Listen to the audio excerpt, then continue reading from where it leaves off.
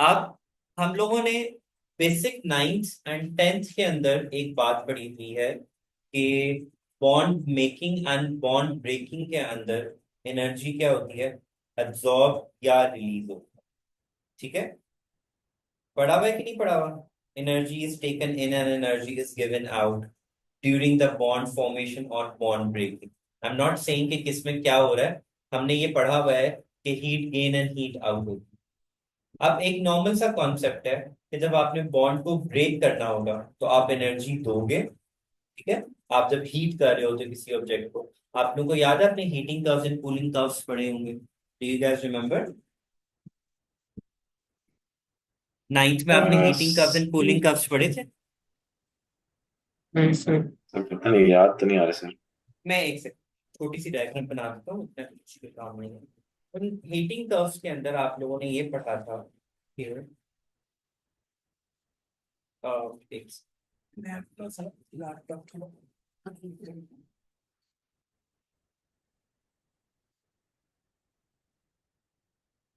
ये वाले कर्व्स पढ़े थे ना आप लोगों ने? यूं जा रहा है, फिर यूं जा रहा है, फिर यूं जा रहा है, फिर यूं जा रहा है। ये आपका कौन सा पॉइंट यस होता सर, था? पढ़ा था। मेल्टिंग पॉइंट होता था। ये आपका बॉइलिंग पॉइंट होता था। वहां पे आपने ये भी पढ़ा था कि अच्छा अच्छा during sir. During the change of state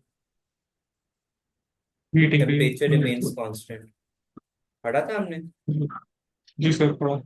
yes sir और यस हमने सर। क्या और हमने क्या पढ़ा था कि टेम्परेचर क्यों कांस्टेंट रहता है? कॉज हीट क्योंकि गिवन सर वो कन्वर्ट कर। Is utilised to break the bond.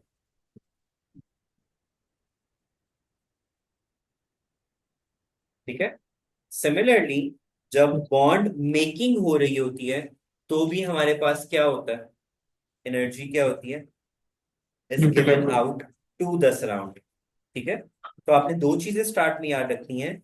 Energy is transferred from the surrounding to the system when bond is breaking, and energy is released by the bond formation. ठीक है, कौन से दो points याद रखने हैं? वो यहाँ पे लिखे भी होंगे। अच्छा, ढूंढने में मुझे टाइम लगेगा। Energy is taken in during bond breaking and energy is given out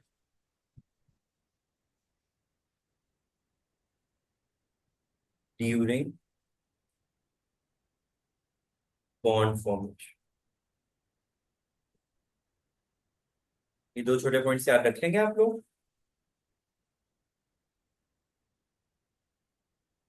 पहले पैराग्राफ में उन्होंने आपको यही बात की, फिर उसने यूनिट ऑफ एनर्जीज को डिस्कस किया हुआ है। एनर्जी का यूनिट हमें पता है क्या होता है, जाऊल। कोई भी फॉर्म ऑफ एनर्जी होगी उसका यूनिट जाऊल होगा। आगे उसने डेफिनेशन की हुई, थर्मल एनर्जी इज द, आपको याद है हीट और टेम्परेचर का डिफरेंस आप लोगों ने पढ़ा था? Can you recall that? What is the difference between heat and temperature? Sir temperature क्या होता था? Average heat kinetic sir energy high of the temperature होते हैं पार्टिकल। सर। Yes sir. और हीट को क्या पता था? It is the transfer of energy yes भाई। Due to difference of temperature. भूली गई सर, चीजें वैसे पढ़ी थी। पढ़ी हुई चीजें कौन सी याद रहती थी? लेकिन तुम्हें मैं ताना मार नहीं सकता क्योंकि तुम मेरे स्टार स्टूडेंट हो। एनी हाउ, तो वहीं पे भी हीट एनर्जी सिर्फ तभी ट्रांसफर होती है जब डिफरेंस ऑफ टेम्परेचर होता है। अगर difference of temperature between the surrounding and the system नहीं होगा तो कोई हीट एक्सचेंज नहीं होगा। ठीक है, अब नॉर्मली अगर आप एक गर्म पानी को रखते हो ओपन सराउंडिंग में तो उसका टेम्परेचर तब तक डिक्रीज होगा जब तक वो रूम टेम्परेचर की इक्वल नहीं होगा। ऐसे ही होता है ना, नॉर्मली सब चीजें क्या होती हैं रूम टेम्परेचर पे, क्यों? क्योंकि वो डायनामिक इक्विलिब्रियम अचीव करते हैं। डायनामिक इक्विलिब्रियम क्या होता था? जब सिस्टम एंड सराउंडिंग का टेम्परेचर क्या हो जाता था, बैलेंस होता था। यस। एनी हाउ, यहाँ पे उसने कहा है कि हम एक और यूनिट भी यूज करते हैं एनर्जी का, which is calorie, and that is equal to 4.18 joule. ठीक है, और आगे उसने उसकी डेफिनेशन भी लिखी हुई है। It is defined as the heat of thermal energy required to raise the temperature of 1 gram of water from 15.5 to 14.5 to 15.5. यहाँ पे आप ये भी लिख सकते हो, आपको याद होगा, आप लोगों ने पढ़ा होगा स्पेसिफिक हीट कैपेसिटीज को, specific heat capacity and latent heat of fusion and yes sir, vaporisation yes sir. पढ़ी होगी। ये उसी की टर्म पे पढ़िए उसने पढ़िए बात सर की ये। हुई है, ये उसी की टर्म पे ही बात की हुई है, energy required to raise the temperature of a substance through 1 kelvin. उसमें मान किलोग्राम ऑफ सब्सटेंस कहते थे, इसमें मान हम ग्राम, और अगर आप टेम्परेचर देखो तो 1 डिग्री से ही इंक्रीज हो रहा है। Okay, yes yes sir. Thermochemical reaction as the name indicates, thermo का मीन्स क्या होता है? हीट। थर्मोकेमिकल रिएक्शंस दो टाइप के होते हैं, one is exothermic and the other one is endothermic। Indo exothermic reactions कौन से होते थे? when heat is given out, out heat Yes exit sir. करती है सिस्टम से, सराउंडिंग टेम्परेचर इंक्रीज होता है, such a type of reactions are known as exothermic reaction। and endothermic reactions कौन से होते थे? when heat is taken in। normally जो combustion reactions होते हैं they are considered as a exothermic reaction, Exothermic. और endothermic reactions वो होते हैं when surrounding का temperature, also when the system feels cold। उनकी एग्जांपल्स कुछ ये हैं कि कार्बन मोनोऑक्साइड की फॉर्मेशन, जो हाइड्रोजन आयोडाइड की फॉर्मेशन, या नाइट्रोजन ऑक्साइड की या नाइट्रस ऑक्साइड की formation is some of the example. यहाँ पे ये जो डेल्टा एच है ना, this is something that you are going to study new. ये आपके लिए एक नई चीज है जिसको हम हीट ऑफ एंथैल्पी का नाम देते हैं। हीट ऑफ एंथैल्पी को या हीट ऑफ द रिएक्शन को डिफाइन किया जाता है हमारे पास। अब जैसे हीट ऑफ द रिएक्शन के वर्ड से आपको समझ में आ रहा होगा कि क्या मतलब होगा इसका। What comes to your mind? The heat of the क्या? Heat of the reaction, heat of the reaction the reaction से जो हीट निकल रही है। इन हाँ, heat energy absorbed or evolved during a chemical reaction, जब हम मोलर क्वांटिटीज को यूज कर रहे होते हैं, that heat is known as heat of the reaction। उसको हम डेल्टा एच से डिनोट करते हैं। दोबारा से सुन लो, the heat energy absorbed or evolved during a chemical reaction when we are using the molar quantities of a substance is known as heat of reaction. Rate of reaction. heat of reaction। और अगर sir हम revolve उसको मतलब बाहर देना। हाँ, evolved बाहर, ठीक है। और अगर हम इन चीजों को, हीट ऑफ द रिएक्शंस को स्टैंडर्ड टेम्परेचर एंड प्रेशर के ऊपर डिस्कस करेंगे तो उसको क्या नाम दे दिया जाएगा? Enthalpy change. नॉर्मल अगर हम कब करेंगे? अगर हम स्टैंडर्ड टेम्परेचर एंड प्रेशर पे in heat of chemical reactions को हीट ऑफ रिएक्शन को डिस्कस करेंगे, so that is known as enthalpy change. Do you get it? फिर अगर एसटीपी पे डिस्कस करें ना। हाँ, एसटीपी पे डिस्कस करें, वो यहाँ पे दिया भी हुआ है उसका।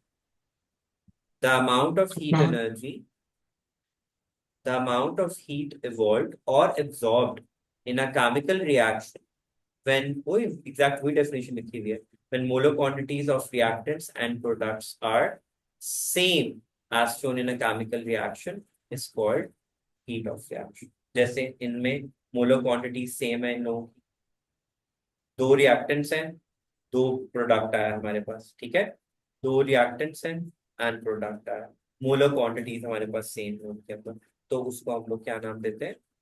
Heat of the reaction. और अगर यही केमिकल रिएक्शंस जो हैं स्टैंडर्ड टेम्परेचर एंड प्रेशर पे हो, temperature 25 degree C which is the room temperature and pressure is known as enthalpy, उसको डेल्टा एच से डिनोट करते हैं। If delta H is negative तो वो एक्सोथर्मिक रिएक्शन की इंडिकेशन होती है, और अगर डेल्टा एच इज पॉजिटिव तो वो किसकी इंडिकेशन होगी? Endothermic reaction. ठीक है, तो नेगेटिव हो तो एक्सोथर्मिक है। हाँ जी, नेगेटिव है तो एक्सो, पॉजिटिव है तो एंडोथर्मिक। एम आई क्लियर यहाँ तक?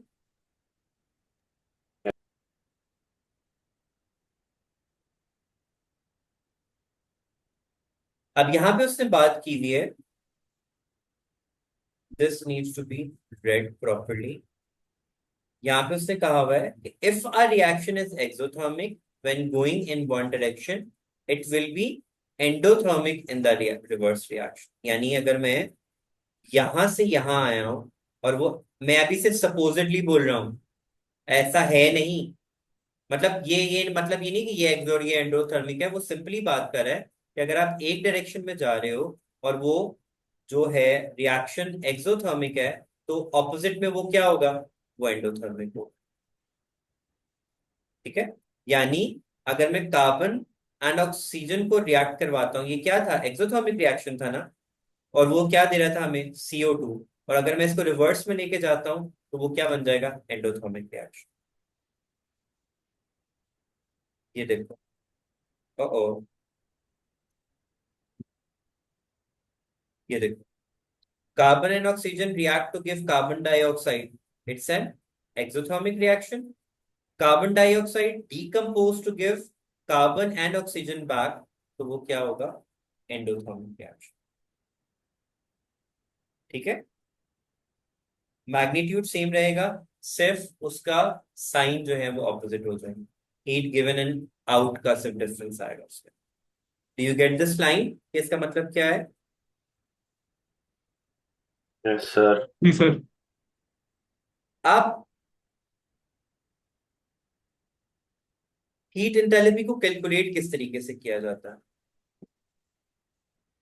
वो नॉर्मली हमारे पास होता है प्रोडक्ट माइनस रिएक्टेंट्स के इक्वल। कि अगर हमें हीट एंथैल्पी को कैलकुलेट करना है, तो heat of enthalpy of product minus heat of enthalpy of reactants. जैसे नॉर्मली रिएक्टेंट्स माइनस प्रोडक्ट होता है, इन्होंने यहाँ पे प्रोडक्ट माइनस रिएक्टेंट्स किया हुआ है। लेकिन एनी हाउ, अगर इसको इनको सब्ट्रैक्ट करने के बाद आंसर नेगेटिव में आए, तो इसका मतलब क्या होगा कि रिएक्शन मेरे पास क्या है, एक्सो। एक्सोथर्मिक। और अगर प्रोडक्ट और रिएक्टेंट्स की एनर्जीज को माइनस करके आंसर पॉजिटिव आए, तो इसका मतलब क्या है, it's an endothermic reaction. Okay?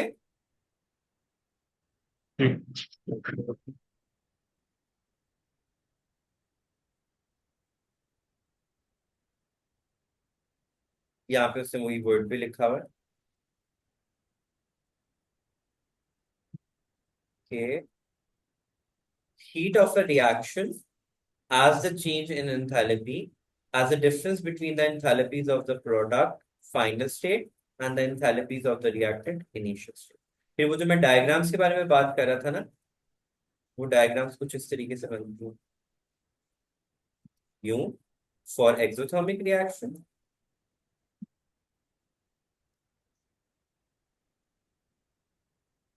और एंडोथर्मिक में क्या होता है, ऐसे। ये रिएक्टेंट होता है, ये प्रोडक्ट होता है। एंडोथर्मिक में प्रोडक्ट की एनर्जी ग्रेटर होती है रिएक्टेंट्स में, एक्सोथर्मिक रिएक्शन में प्रोडक्ट की एनर्जी, रिएक्टेंट की एनर्जी ग्रेटर होती है प्रोडक्ट। अब यहाँ पे एक और चीज समझने की जरूरत है, this is known as the activation energy. Activation energy से क्या ध्यान में आ रहा है?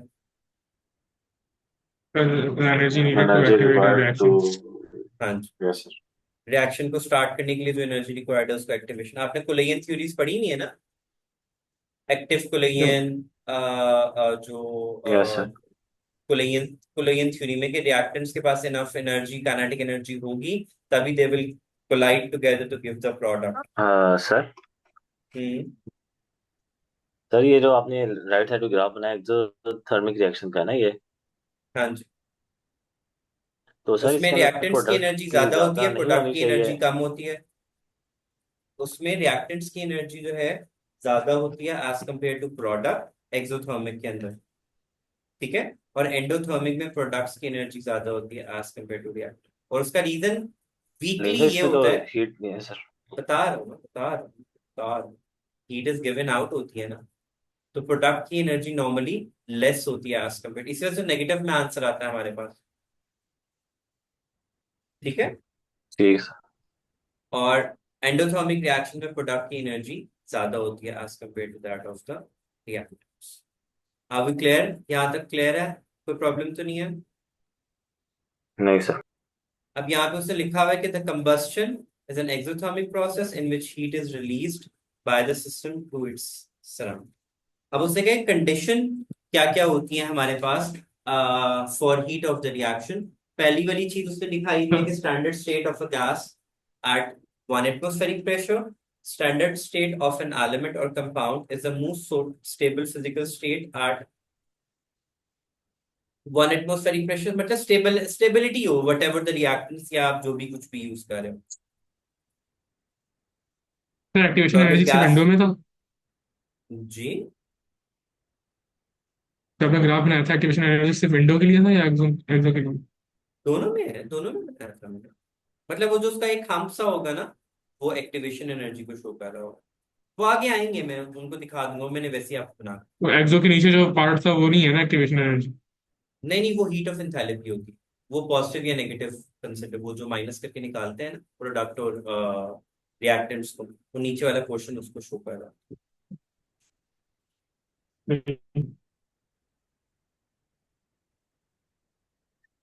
जो ये वाला पोर्शन,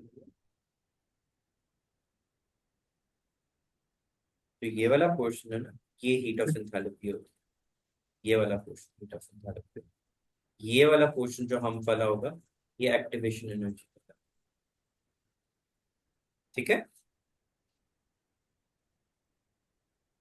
तो स्टैंडर्ड स्टेट मतलब सारे एसटीपी पे हो ना? हाँ हाँ जी, मैंने वही कहा कि गैस है तो वो स्टैंडर्ड स्टेट में होनी चाहिए। अगर आप एलिमेंट्स को यूज करें या लिक्विड को सॉल्यूशन, उनकी मोलर कंसंट्रेशन, उन तमाम चीजों को ध्यान में रखना।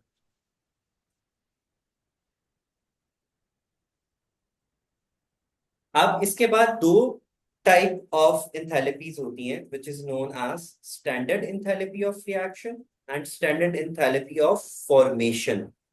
कौन कौन सी होती है? Reaction and standard formation. Enthalpy of reaction and standard enthalpy of formation. इनको डिफाइन इस तरीके से किया जाता है कि जब रिएक्टेंट्स एंड प्रोडक्ट्स अपनी स्टैंडर्ड स्टेट्स में हो और बैलेंस केमिकल इक्वेशन हो हमारे पास, such a enthalpy change is known as standard enthalpy of reaction। क्या होना चाहिए कि रिएक्टेंट्स और प्रोडक्ट्स हमारे पास किस स्टेट में हो?